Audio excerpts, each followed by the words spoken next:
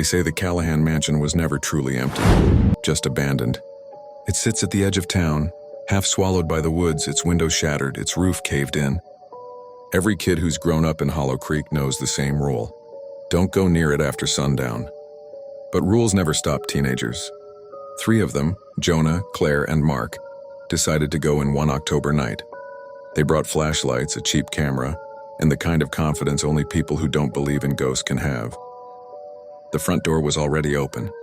The air inside smelled like rain and rot. The wallpaper peeled like skin, and the floors sagged under their feet.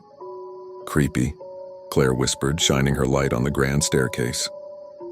It feels like someone's watching, Jonah laughed. That's the point, but his laugh didn't echo. It just stopped, like the house swallowed the sound. They split up. A mistake in every horror story, and this one was no different. Mark went to the basement. Claire stayed on the ground floor. Jonah climbed the stairs. Down below, Mark found the old boiler, rusted, half collapsed. Something dripped steadily nearby. He turned his flashlight toward the sound. There was a handprint on the wall, wet, fresh. Claire wandered into the parlor. Dust lay thick over everything except for the piano.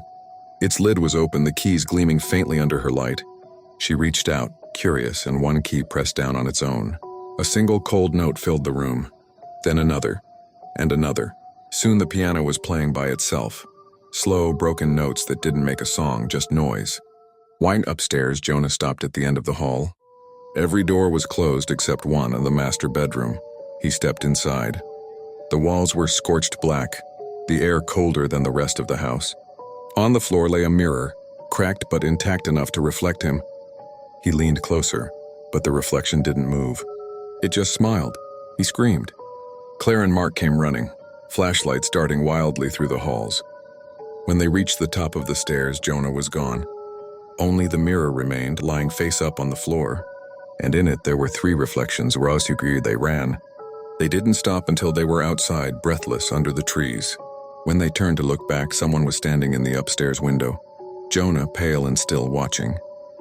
The light from their flashlights flickered, and for just a second they could see her too. The woman beside him. The Ghost of Callahan Mansion. What now, the place is boarded up again. But sometimes, late at night, you can hear a piano playing through the trees. Slow, broken notes that never quite make a song.